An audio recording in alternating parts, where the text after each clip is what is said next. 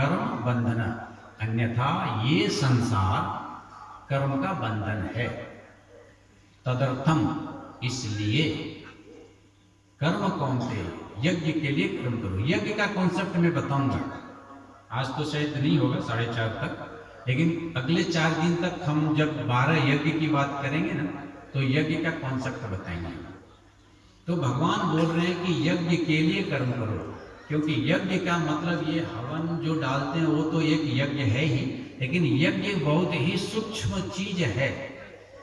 यज्ञ कोई ये आहुति डाल के जो अग्नि प्रज्वलित करते हैं, ये एक देखने प्रकट यज्ञ है, लेकिन हमारे अंदर हमेशा यज्ञ चलते रहता है। हम सभी जीव हमेशा यज्ञ करते रहते हैं। ये पूरा प्रकृति 24/7 यज्ञ करते रहती है। बिना यज्ञ का ये प्रकृति 1 सेकेंड भी चल नहीं सकता। ये बात आज नहीं करूंगा, कल या तो परसों या अगले दिन हम कर पाएंगे। यज्ञ अर्थान कर्मणि अन्यत लोक अयम कर्म बंधन। हे अर्जुन, तुम यज्ञ के लिए कर्म करो।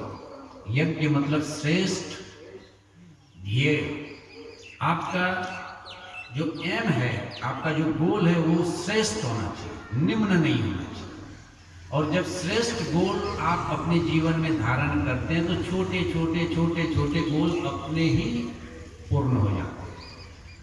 अगर आप IAS IPS बन जाते हैं, तो आपको गाड़ी, आपको बंगला, आपको नौकर, आपको चाकर, इसका टेंशन लेने का जरूरत नहीं है। तो छोटे छोटे वो गोल हैं, वो तो ऐसे खत्म हो जाए। लेकिन आपने चपरासी बना, तो चपरासी बना तो ना गाड़ी मिलेगा, ना घर मिलेगा, ना नौकर मिलेगा, ना चाकर मिलेगा, क्योंकि वो गोल ही आपने नीचे कर लिया। तो जब व्यक्ति असफल है, तो समझ लो कि उसने श्रेष्ठ गोल को चुना नहीं। पहली बात, श्रीमद् भगवत गीता पुरुषार्थ सिखाती है, काम चोरी नहीं। बहुत लोग बोलते हैं गीता बोलती है कर्म करके क्या करने का, कर्म करने का नहीं, कर्म छोड़ दो। गीता बिल्कुल नहीं करती है ऐसा। गीता कहती है आप पुरुषार्थ करो, उच्च कर्म करो, नीचे के कर्म स्वतः आपको मिल जाएंगे। अगर आपने PhD कर लिया तो BSc, ISc, मैट्रिक, 10वां, 8वां, 9वां सबका सर्टिफिकेट आपके पास है, क्योंकि आपने PhD कर लिया। लेकिन अगर आप 10वां पास किए हो तो आपके पास PhD का डिग्री नहीं होगा, क्योंकि आपने निम्न गोल को अचीव किया। तो गीता कहती है यज्ञ अर्थान कर्मणि। और श्रीमद् भगवत गीता अध्याय 4 में जब हम आगे बढ़ेंगे तो 12 यज्ञ की बात करेंगे। भगवान जी ने अर्जुन को श्लोक नंबर 24 से लेकर श्लोक नंबर 30 तक 12 यज्ञ की बात की है। और अगर समय 4 दिन में मिला तो वो बात जरूर करेंगे। अभी देखें, हम बात हमेशा घुमा के बात कर रहे हैं कि भाई हम सारे जीव इस संसार में टपके क्यों हैं, इस संसार में क्यों आए, इस संसार में जन्म क्यों लेते हैं हम लोग। उसका एक ही कारण है, इस संसार से मुक्ति। आप स्कूल इसलिए ही जाते हो कि आपको स्कूल से मुक्ति चाहिए, नहीं तो स्कूल जाने का कोई दूसरा कारण है नहीं। आप हॉस्पिटल इसलिए ही जाते हो कि आपको बीमारी से मुक्ति चाहिए, नहीं तो हॉस्पिटल जाने का कोई दूसरा कारण नहीं है। इसी तरह से हम सभी जीव इस संसार में आए इसी के लिए हैं कि हमको इस संसार से मुक्ति चाहिए, और वही हमारा चौथा गोल है मोक्ष। अभी भगवान ने जो इस श्रीमद् भगवत गीता के 18 अध्याय को 700 श्लोक को गाया या तो सुनाया अर्जुन को, वो है क्या? वो यही है, इस संसार से कैसे हम मुक्ति पाएं। अर्जुन विषाद मतलब हम और आप सभी जब विक्षिप्त अवस्था में आ जाते हैं, तो अर्जुन का वो स्थिति है जब रणभूमि में युद्ध सजा हुआ है।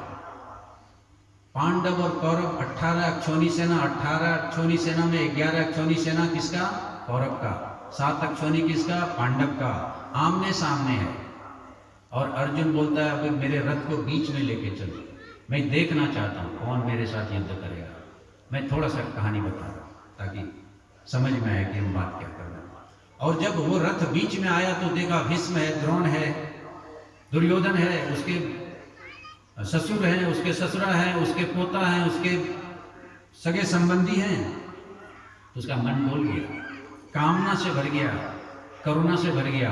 वो व्यक्ति डर गया, अर्जुन डर गया और अपने धनुष बाण को हाथ से छोड़ा नहीं, छूट गया। विसृजन सरचापम, हाथ कांपने लगा उसका धनुष और बाण हाथ से छूट गया।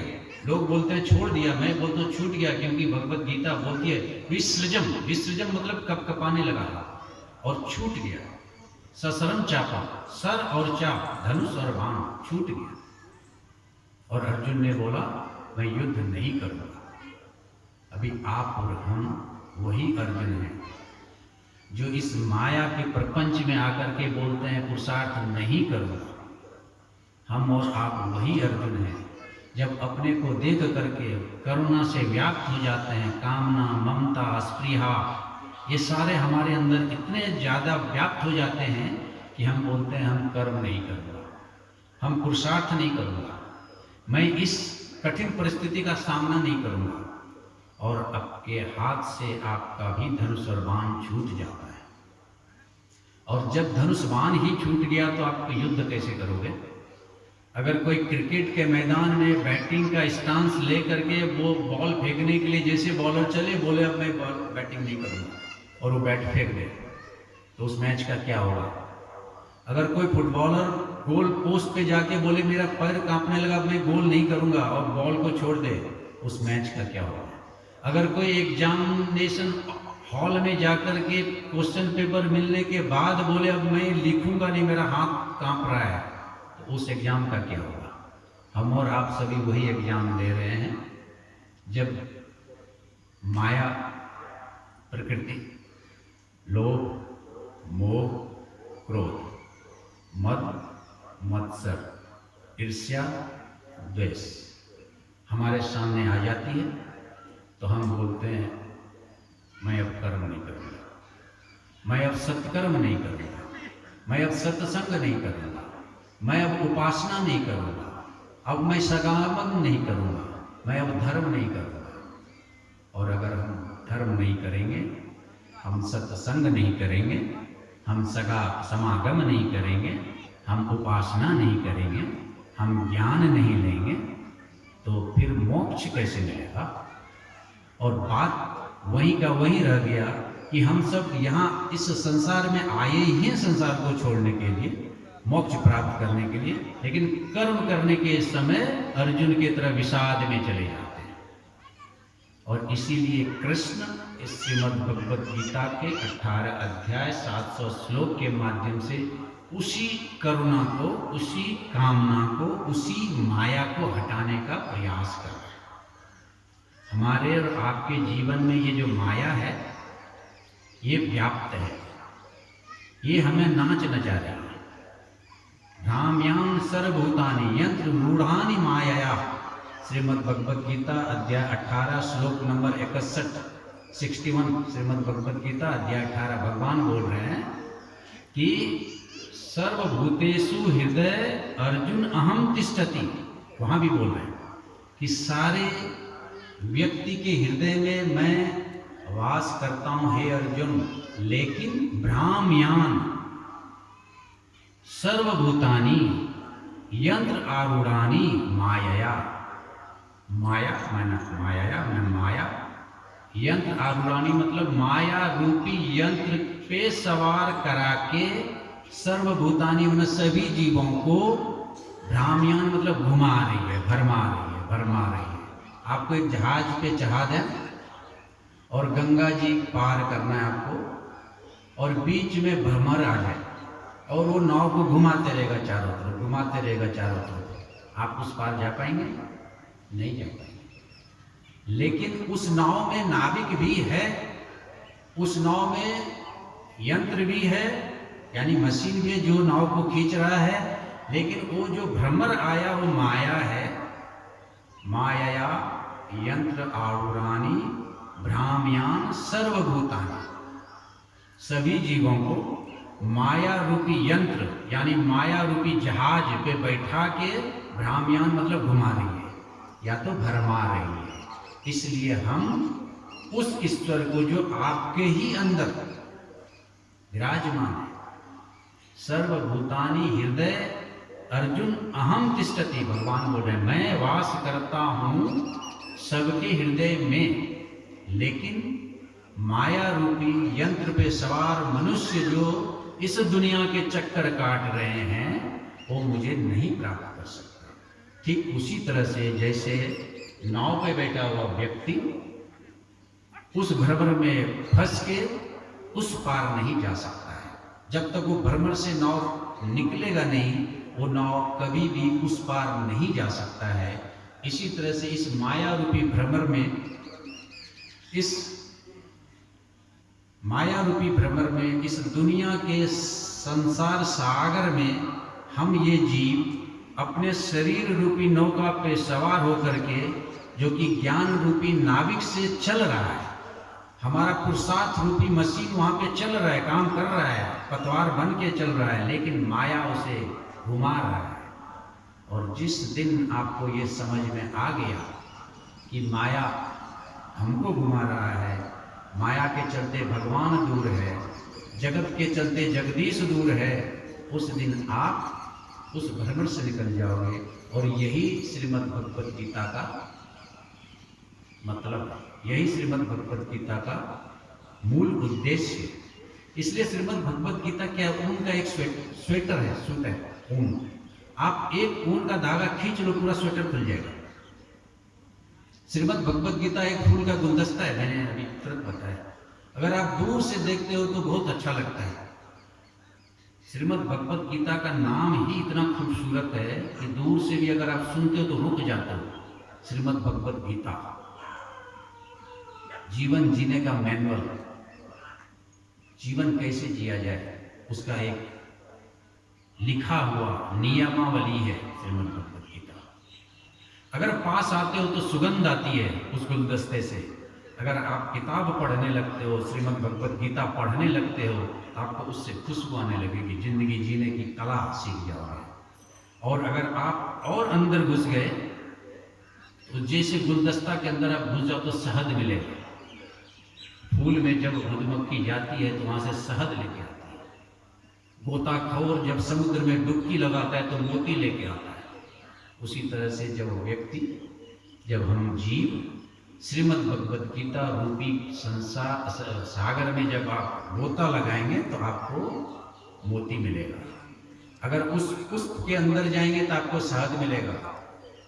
और ये गीता का सबसे बड़ा प्रमाण है कि जहाँ विषाद था वहाँ से भगवान ने जब नाव को बाहर निकाला और उस पार लेके गया, 18 नंबर का अध्याय, वहाँ मोक्ष योग है।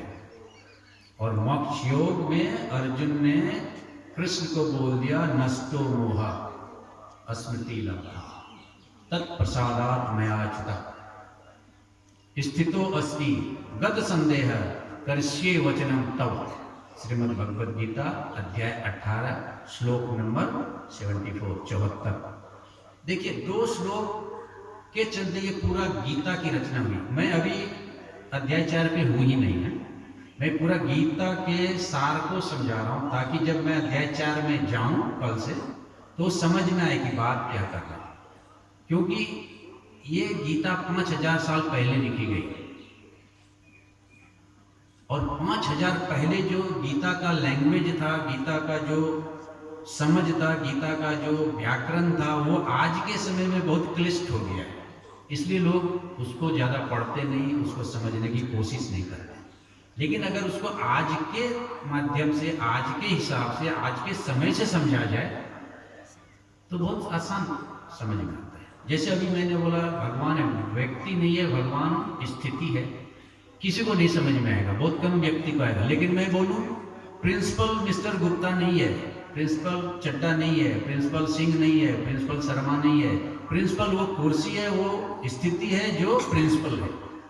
प्राइम मिनिस्टर नरेंद्र मोदी नहीं है, प्राइम मिनिस्टर इंदिरा गांधी नहीं है, प्राइम मिनिस्टर राजीव गांधी नहीं है। प्राइम मिनिस्टर वो स्थिति है जो प्राइम मिनिस्टर ऑफ इंडिया। वो बोला तो मतलब देश बोला, वो बोलता है मैं बोलता हूं, तो उसमें ये आप समझो कि वो नरेंद्र मोदी नहीं बोल रहा है, वो प्राइम मिनिस्टर की स्थिति बोल रही है। इसी तरह से जब कृष्ण बोल रहा है कि मैं बोल रहा हूं, तो वो कृष्ण नहीं बोल रहा है, वो भगवान बोल रहा है। लेकिन जब मैं और आप बोलते हो मैं बोल रहा हूं, तो मेरा अहंकार बोलता है। जीव प्लस मैं, भगवान प्लस मैं इज इक्वल टू जीव।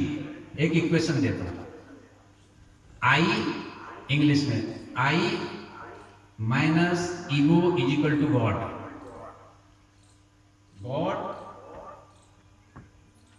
God minus ego is equal to मैं माइनस अहंकार इज इक्वल टू भगवान।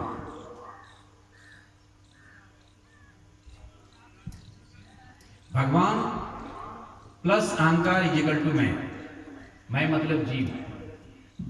जब जीव मैं बोलता है, जब अर्जुन मैं बोल रहा है, तो उसके अंदर का अहंकार बोल रहा है। लेकिन जब श्री कृष्ण मैं बोल रहा है, तो वो आत्मा बोल रहा है, वो प्रभु बोल रहा है। तो अभी 10 मिनट समय है हमारे पास, और 4:30 में मैं बंद करूंगा। 3 बजे मैं व्यासपीठ पे आ गया था।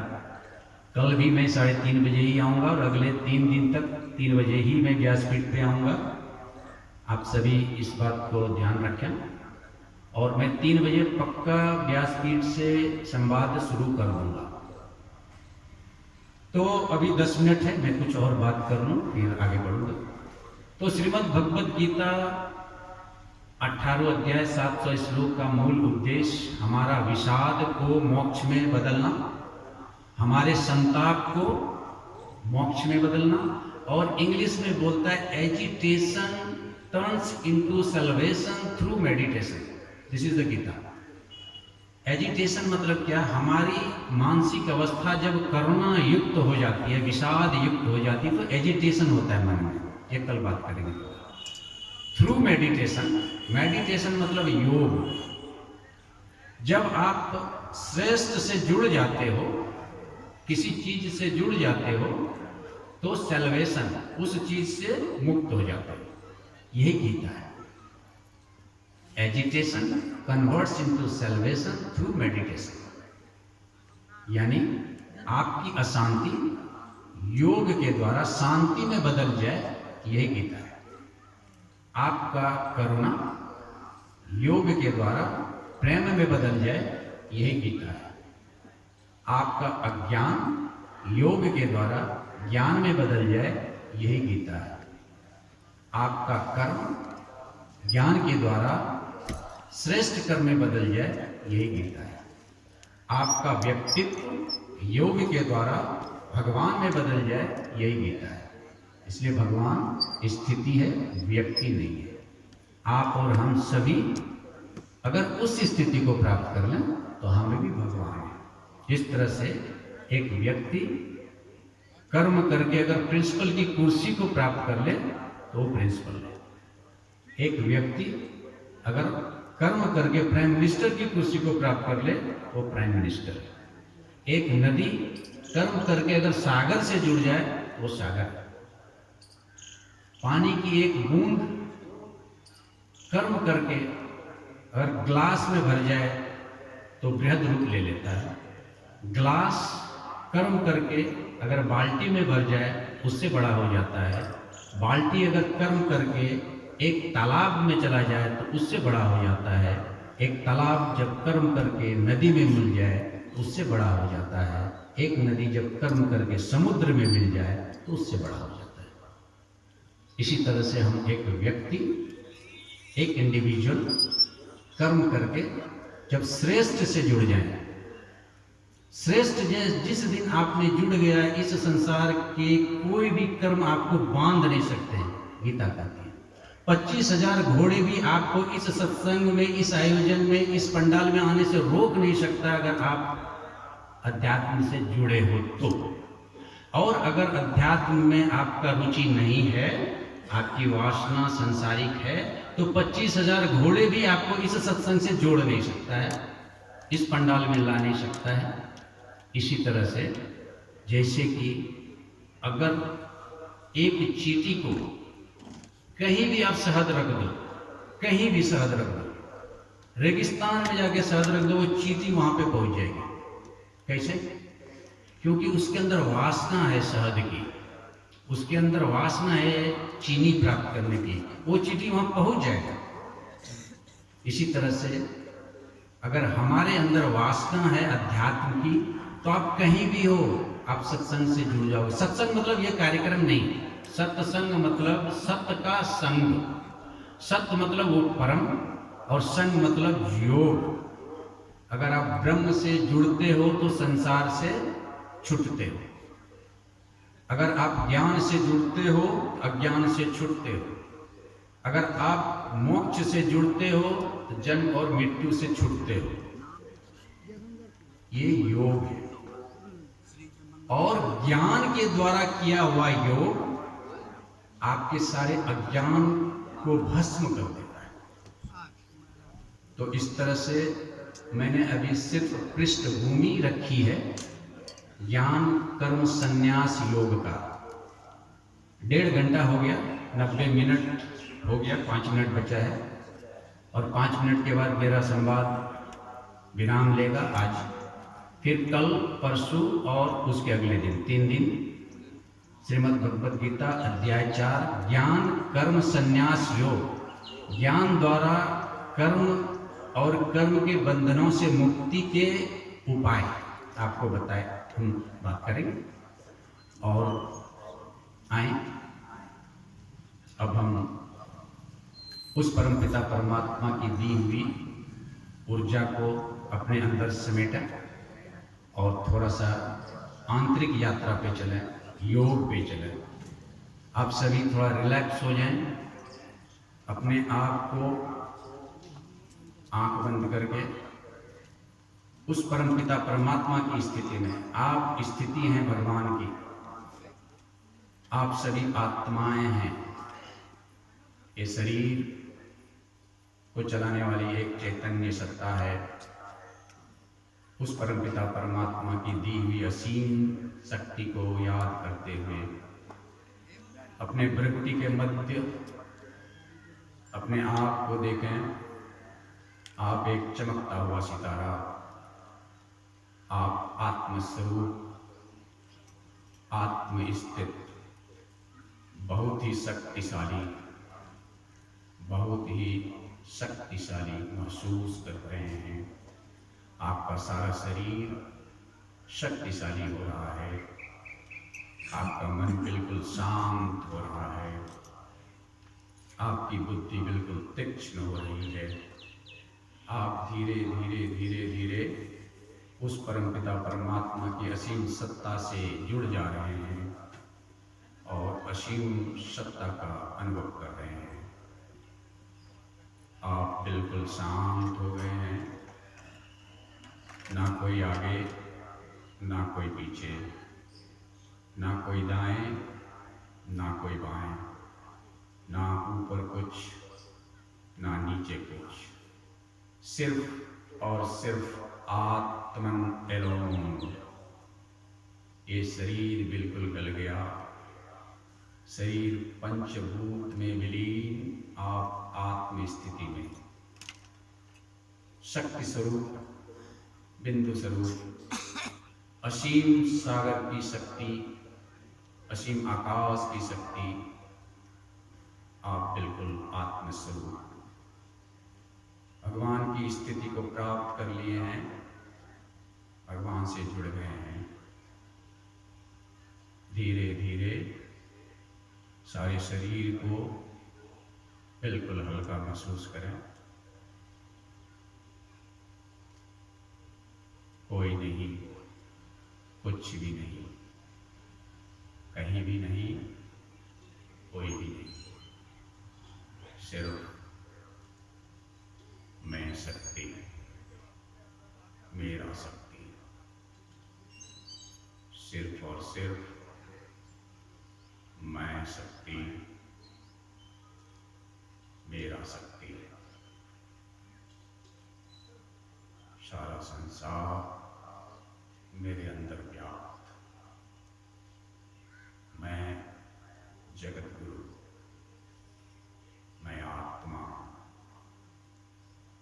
शरीर को चलाने वाली चैतन्य शक्ति, मैं आत्मा हूं। इसी भाव के साथ अब आप देह भान में धीरे धीरे आ जाएं। अपने दोनों हाथों से प्राप्त की हुई शक्ति को रगड़ के अपने आंखों में लगाएं, अपने शरीर के सारे अंगों में लगाएं और एक असीम शक्ति का अनुभूति करते हुए पुनः यथास्थिति में आ जाएं और मेरे साथ इस मंत्र का उच्चारण करें। ओम पूर्णवत् पूर्णमिदं पूर्णात् पूर्णमुदच्यते पूर्णस्य पूर्णमादाय पूर्णमेवावशिष्यते। ओम शांति शांति शांति। धन्यवाद।